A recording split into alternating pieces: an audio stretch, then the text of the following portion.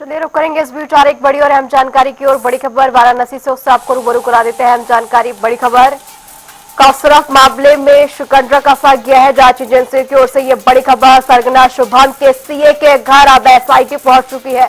विष्णु अग्रवाल के घर एसआईटी की टीम पहुंच रही। सीए के घर पर अब एसआईटी का शिकंजा कसता हुआ करीब 3 घंटे से पूछताछ जारी है। कासरफ मामले में अब एसआईटी की जांच आगे बढ़ते हुए सरगना शुभम के सीए के घर पहुंच चुकी है एसआईटी और लगातार 3 घंटे से विष्णु अग्रवाल के घर पर एसआईटी पहुंची हुई है और पूछताछ जारी होती हुई नजर आ रही है। कासरफ मामले में अब ये जांच आगे बढ़ते हुए बीते दिन शुभम के घर पर नोटिस पहुंचा था और उसके बाद अब सरगना शुभम के सीए के घर पर एसआईटी की जांच तेज हो चुकी है। एसआईटी की टीम सीए के घर पहुंची हुई है। करीब 3 घंटे से पूछताछ इस पूरे मामले में जारी है। कासरफ सिंडिकेट का हाल ही में खुलासा हुआ, जिसके बाद अब जांच एजेंसी अलग अलग एंगल से इस पूरे मामले में जांच कर रही है। इसी खबर पर ज्यादा जानकारी के लिए हमारे संवाददाता धर्मेंद्र चौबे हमारे साथ जुड़ चुके हैं। धर्मेंद्र, अब इस पूरे मामले में एसआईटी जांच करते हुए नजर आ रही है। अब वो सीए के घर पर करीब 3 घंटे से पूछताछ जारी है। क्या कुछ अपडेट पूरे मामले पर?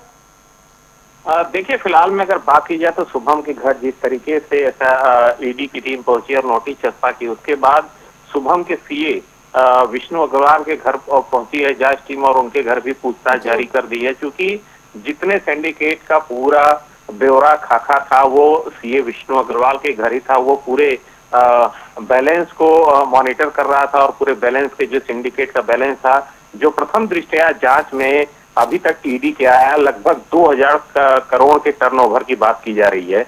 लेकिन बात यह है कि लगातार जिस तरीके से परत दर परत अब ईडी के घुसने के बाद खुलती जा रही है, लगभग जो शुरुआती बात की जा रही थी कि लगभग 100 करोड़ की बात हो रही थी कि 100 करोड़ का टर्नओवर हुआ था, लेकिन प्रथम जो जांच हुई उसमें लगभग 2000 करोड़ के टर्नओवर की बात आ रही है। और ये सिंडिकेट बंगाल, पश्चिम बंगाल, नेपाल और बिहार, झारखंड, उड़ीसा तमाम ऐसे राज्य है जिससे कनेक्ट है।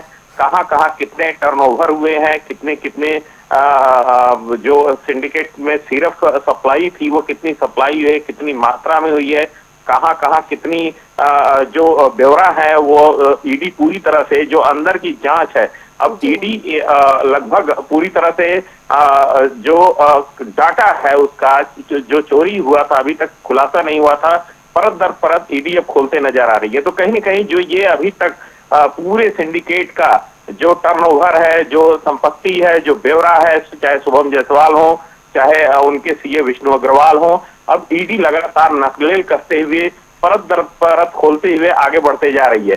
फिलहाल में जो जांच चल रही है, अब देखने वाली बात यह होगी कि जो 2000 करोड़ की बात प्रथम जांच में ईडी की आई है, क्या वो कितने तथ्यों तक सही पाई जाती है और क्या उसमें खुलासा आगे निकल के आता है। जी धर्मेंद्र, अब जिस तरीके से हमने देखा कि सरगना शुभम के घर के बाद अब जो है सीए के घर पर ये छापेमारी हम देखते हुए नजर आ रहे हैं, क्या कुछ स्थिति अभी वहां देखने को मिल रही है घर के बाहर? क्या अभी किसी तरीके की अभी 3 घंटे की पूछताछ चली है, उस पर क्या कुछ अभी दस्तावेज बाहर ले जाते हुए टीम नजर आई? क्या कुछ स्थिति वहां पर?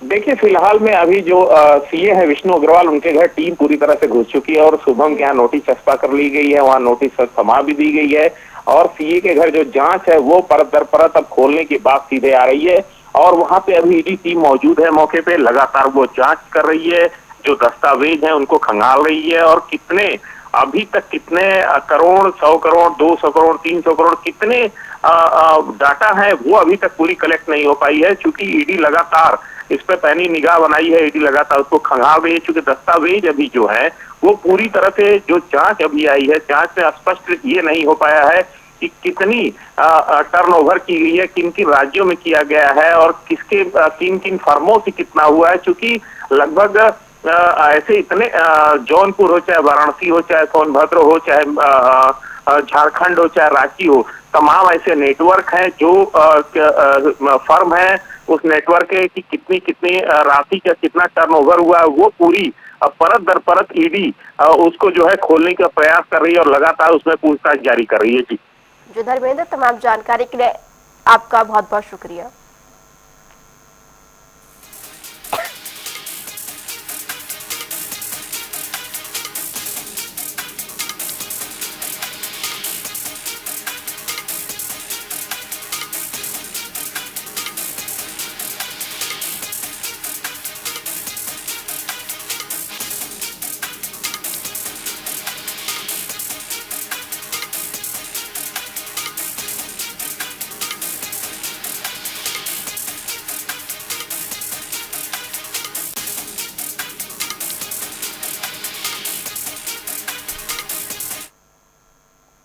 चलिए अब खबरों में आगे बढ़ेंगे। खबर लखनऊ से, जहां लखनऊ में मुख्यमंत्री योगी आदित्यनाथ ने 5 कालिदास आवास में ओडीओपी योजना में सुधार और आवश्यक बदलावों की समीक्षा बैठक की।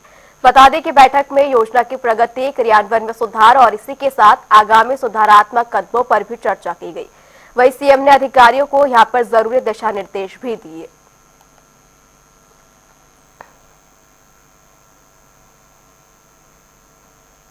कांग्रेस प्रदेश अध्यक्ष अजय राय मुरादाबाद पहुंचे और बीमार बीएलओ आभा सोलमैन के साथ और उनके परिवार से मिले। इस दौरान उन्होंने सरकार और चुनाव आयोग से बीएलओ पर से दबाव हटाने और उनकी पूरी देखभाल की मांग की है। साथ ही अजय राय ने यूपी सरकार की नीतियों, पश्चिम बंगाल और पुतिन की भारत यात्रा पर भी अपने विचार साझा किए। विपक्ष को राष्ट्रपति से मिलने का अवसर देने की भी आवश्यकता बताई। दुखी है, बहुत ही चिंतित है और ये बहुत ही कर्मठ और मेहनत करने वाली ये अध्यापिका हैं आभा सोलोमन जी। आज इनके परिवार में आया हूँ, पूरा परिवार दुखी है। मैं समझता हूँ कि ये जो अत्यधिक दबाव बन रहा है बीएलओस के ऊपर, तमाम इनके ऊपर दबाव बनाए जा रहे हैं और ये पूरी तरीके से इनको प्रताड़ित किया जा रहा है, परेशान किया जा रहा है। मैं सरकार से मांग करता हूँ, चुनाव आयोग से, कि इनकी पूरी देखरेख करें और इनको जो भी सरकारी सुविधाएं इनको मिलनी चाहिए और अत्यधिक दबाव न बनाया जाए और कोई भी उल्टे सीधे काम का दबाव न बनाया जाए जिससे ये परेशान हो। और क्योंकि ये पूरा अपना अच्छा काम कर रहे हैं लोग और अच्छे काम में भी दबाव बनाकर उनसे उल्टे सीधे काम करा रहे हैं। मुझे लगता है कि ये बहुत दुखद है। हम सब इसकी निंदा करते हैं और निश्चित तौर से इस परिवार के साथ पूरी कांग्रेस पार्टी खड़ी है। सिक्योरिटी की वजह से क्या किया जाए? नहीं बिल्कुल हमारे नेता प्रतिपक्ष हैं राहुल गांधी, बिल्कुल मिलने देना चाहिए। मैं मांग करता हूं सरकार से मांग मिलवाएं। ये केवल और केवल अपनी पीठ थपथपाते हैं, विपक्ष के लोगों को भी मिलवाना चाहिए। हम सबकी मांग। कांग्रेस की आगे रणनीति क्या रहेगी? आगे रणनीति है, जहां भी अत्याचार अन्याय होगा कांग्रेस का एक कार्यकर्ता खड़ा है। इसके पहले भी मैं अत्याचार अन्याय हुआ था, जो सैनी ने आत्महत्या किया था, मैं उसके घर गया था। लाइन पार में जो हुआ था, मैं गया था कि नहीं गया था? कांग्रेस पूरी तरीके से नहीं, पंचायत का चुनाव पूरी तरीके से हम अलग लड़ेंगे। जिला पंचायत हर वार्ड में कांग्रेस का प्रत्याशी लड़ेगा। इसके लिए क्या रणनीति बना रही है? बिल्कुल, अभी जनता के साथ खड़े हैं, जहां अत्याचार अन्याय उसके साथ खड़े हैं। दिल्ली में सपा सांसद डिंपल यादव ने सरकार को कड़ा संदेश दिया। बता दें, उन्होंने कहा कि एयरलाइंस में हालात लगातार बिगड़ते जा रहे हैं, यात्रियों को भारी दिक्कतें हो रही हैं। ऐसे में सरकार तुरंत हस्तक्षेप करे और इंडिगो सहित सभी एयरलाइंस को आवश्यक समर्थन देकर सुविधाएं बहाल कराए।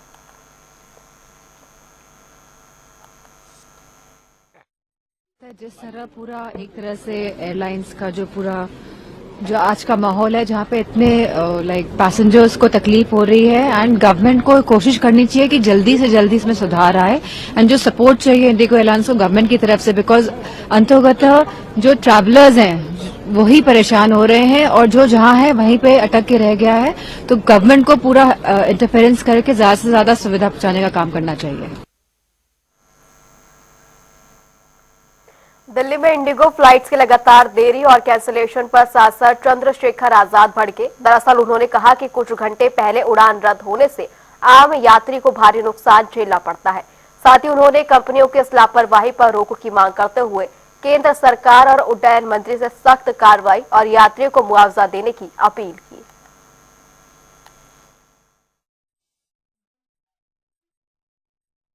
मैं इस मामले को कई बार उठा चुका हूं। जिस तरह से कुछ घंटे पहले फ्लाइट कैंसिल हो जाती है या कुछ घंटे पहले फ्लाइट के दामों में बेतहाशा वृद्धि हो जाती है, इससे एक बड़ा नुकसान जो है, जो लोग सफर कर रहे हैं, अपने किसी महत्वपूर्ण कार्यक्रम में पहुंचना चाहते हैं, उस तरह की परिस्थिति में है कि उनको जल्दी पहुंचना है, ऐसी प्रक्रिया में उनका बहुत लॉस होता है।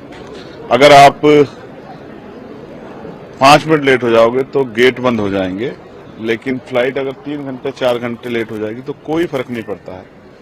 ये जो मनमानी है, इससे सबसे ज्यादा नुकसान जो है वो आम आदमी का हो रहा है, क्योंकि पैसे वाला आदमी तो दूसरा जो है फ्लाइट बदल लेगा, लेकिन जो आदमी कोशिश करके प्रयास करता है कि भाई जिस सीमित धन में कि हम लोग अपना सफर पूरा कर ले, उनके लिए तो बहुत दिक्कत है। ये मनमानी कंपनियों के इस रवैये पर रोक लगनी चाहिए और जिन लोगों का नुकसान होता है उनको मुआवजा मिलना चाहिए। इसके खिलाफ सख्त जो है कानून बनेगा, तभी जाके ये कंपनियां जो हैं, जो प्राइवेट सेक्टर कंपनियां, उन पर लगाम कसेगी। अदरवाइज ये लगातार होता रहेगा और इससे जो नुकसान है वो आम जनमानस का होता रहेगा। आम जनमानस के हितों की रक्षा के लिए मैं केंद्र सरकार से और जो हमारे नागरिक उड्डयन मंत्री हैं राम मोहन नायडू जी, उनसे अपील करता हूं कि वो इस पे सख्त एक्शन ले और ऐसी जो मनमानी करने वाली कंपनियां हैं, चाहे इंडिगो है कोई और, उन पे सख्त कार्रवाई करे। एयरक्राफ्ट के आप हालात देखिए, मच्छर घूम रहे हैं, पूरा पैसा लेते हैं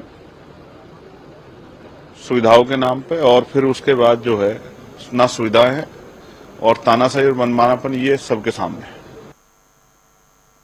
उप मुख्यमंत्री केशव प्रसाद मौर्य प्रयागराज दौरे पर पहुंचे। इस दौरान उन्होंने मीडिया से बात करते हुए कहा, विपक्ष नेता राहुल गांधी, अखिलेश यादव और ममता बनर्जी एसआईआर अभियान में भ्रम फैला रहे हैं।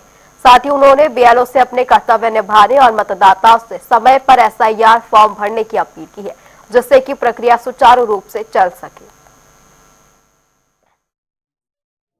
और मैंने देश की सर्वोच्च अदालत तक का फैसला आ चुका है कि अगर बीएलओ ओवरलोडेड हैं तो उनको अतिरिक्त राज्य की जो सरकारें हैं वहां मैन पावर उपलब्ध कराने का काम करें। और मैंने कल स्वयं अपना फॉर्म भरा, रिसीविंग लिया और मैंने वहां जो मौजूद बीएलओ थे उनसे पूछा क्या किसी प्रकार के तनाव में हो, कार्य का बोझ ज्यादा बढ़ा हुआ है। उन्होंने बड़ी खुशी जाहिर की कि नहीं, कोई कार्य का बोझ नहीं है और हम खुशी खुशी इस कार्य को कर रहे हैं। और मुझे उनसे जानकर के ये खुशी हुई। मैं श्री राहुल गांधी, श्री अखिलेश यादव, सुश्री ममता बनर्जी, इन लोगों का जो लगातार गैर जिम्मेदाराना बयान है, स्वयं तो एसआईआर के अभियान में अपने कार्यकर्ताओं को लगाया भी हुआ है और बाहर विरोध भी कर रहे हैं। वो जनता को भ्रमित करने की कोशिश कर रहे हैं कि जिससे भाजपा समर्थक जो मतदाता है वो एसआईआर का हिस्सा न बने। लेकिन मैं सबसे अपील करूंगा, बीएलओ अपने कर्तव्य का पालन करें और मतदाता अपना एसआईआर फॉर्म समय से भरने का काम करें। और यह बहुत अच्छे ढंग से प्रक्रिया चल रही है। आज मैं प्रयागराज में हूं और यहाँ पर भी गति बढ़ी है बहुत अच्छी, और शहरी क्षेत्रों में थोड़ा शिथिल था मामला, लेकिन आज का फीडबैक है पार्टी के कार्यकर्ताओं ने बहुत मेहनत की है और लगातार मेहनत करेंगे और एसआईआर की प्रक्रिया में भारतीय जनता पार्टी का कार्यकर्ता पूरी दमखम से लगा हुआ। विश्व मृदा दिवस पर राजधानी लखनऊ के कृषि भवन में कार्यक्रम का आयोजन किया गया, जहां इस कार्यक्रम में कृषि मंत्री सूर्य प्रताप शाही, राज्य मंत्री बलदेव सिंह औलख समेत कृषि विभाग के तमाम अधिकारी मौजूद रहे। इस दौरान मंत्री सूर्य प्रताप शाही ने बताया कि धरती माता स्वस्थ रहे और किसान जागरूक हो, इसके लिए प्रदेश भर के कृषि विश्वविद्यालयों, कृषि विज्ञान केंद्रों और कृषि प्रक्षेत्रों के कार्यक्रम का आयोजन किया जा रहा है। वहीं उन्होंने कहा कि अब किसान केवल गेहूं, धान और गन्ना तक सीमित रह गया है, जबकि किसानों को फसल चक्र अपनाने की जरूरत है।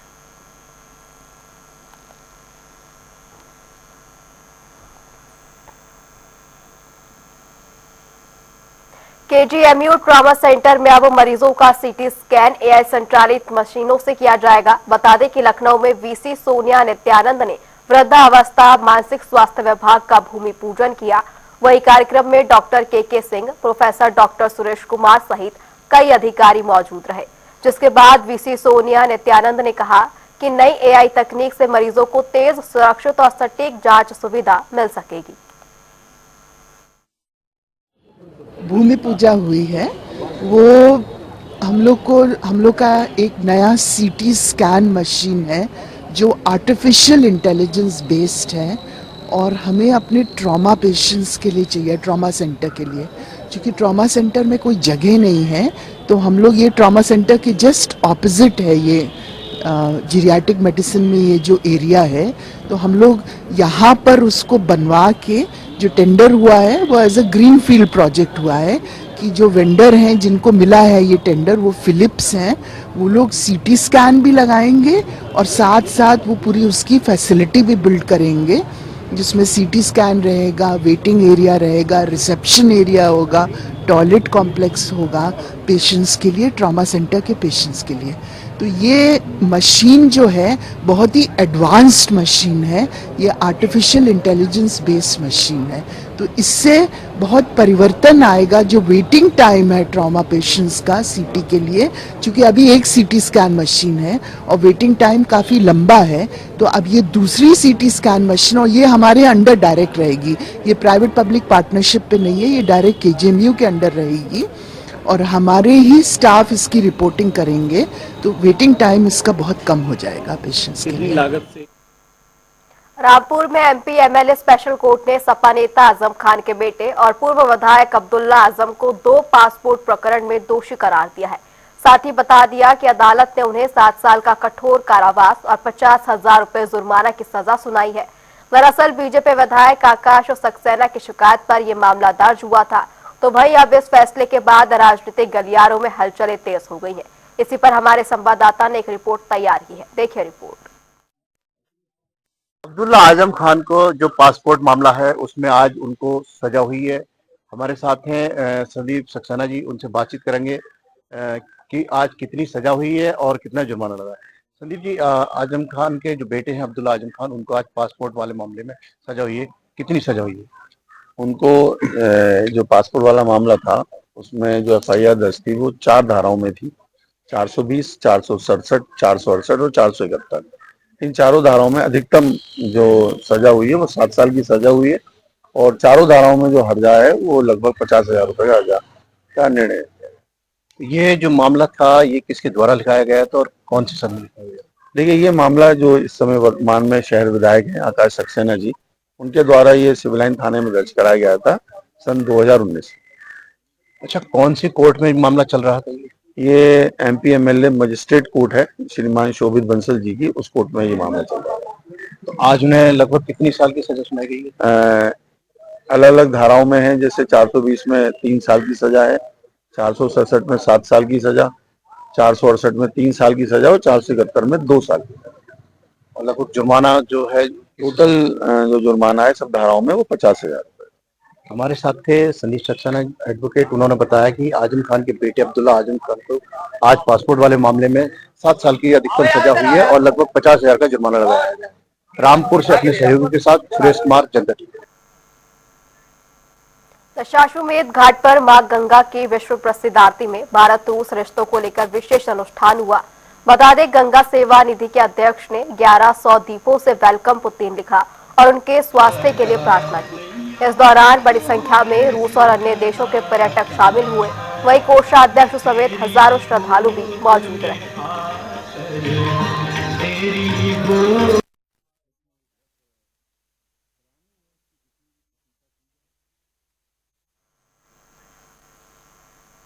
चले रुक करेंगे इस बीच एक बड़ी और अहम जानकारी की और बड़ी खबर उससे आपको रूबरू करा देते हैं। अहम जानकारी नोएडा से, ये बड़ी खबर जहां अम्बेडकर की पुण्यतिथि पर तैयारियां तेज कर दी गई हैं। नोएडा के दलित प्रेरणा स्थल पर कार्यक्रम आयोजित किया जाएगा और बड़ी संख्या में यहां पर बीएसपी के कार्यकर्ता शामिल होंगे।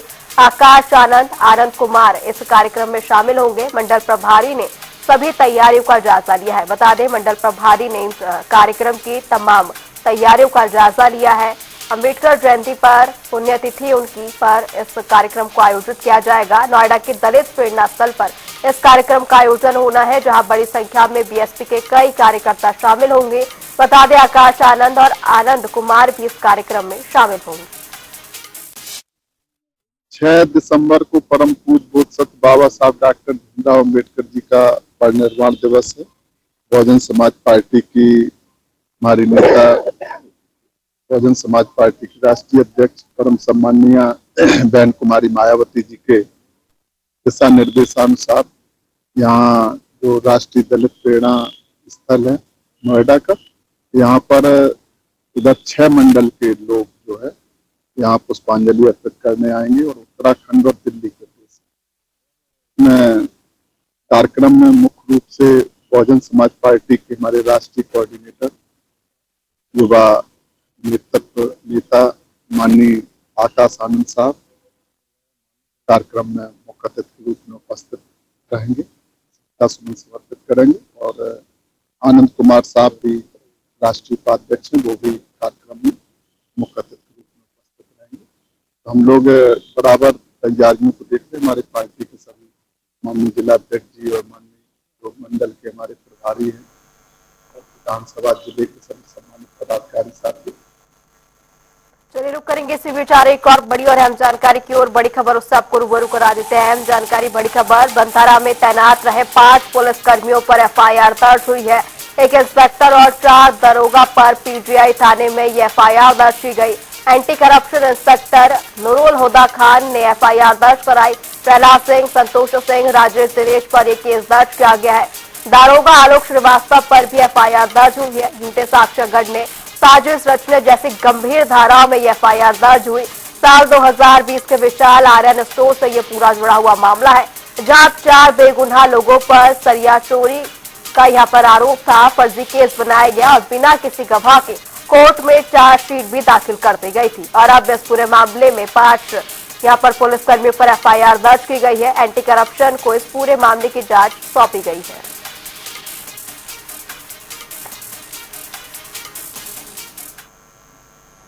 नोएडा से बड़ी खबर उससे आपको रूबरू करा देते हैं। हम जानकारी, बड़ी खबर उससे आपको रूबरू करा देते हैं, जहां नोएडा में करोड़ों की साइबर ठगी का मामला सामने आया है। यह अहम जानकारी, करोड़ों की साइबर ठगी का नोएडा से यह बड़ा मामला। कियारा शर्मा के नाम से व्हाट्सएप पर मैसेज आया था, जिसके बाद ये पूरा साइबर ठग हुआ। बातचीत कर निवेश के लिए पीड़ित को तैयार किया गया। 2 फर्जी ट्रेडिंग ग्रुप में भी जोड़ा गया और नकली स्क्रीनशॉट भी दिखाए गए। 17 दिन में ट्रांसफर करवाए कई करोड़ों रुपए। नोएडा से बड़ी खबर, जहां शुरुआत में 9 लाख विड्रॉ करवाकर भरोसा दिलवाया गया और बाद में 17 करोड़ और मांगने पर पीड़ित को शक हुआ। साइबर थाने में एफआईआर दर्ज कराई गई और खातों को फ्रीज करने में अब पुलिस जुटी हुई है।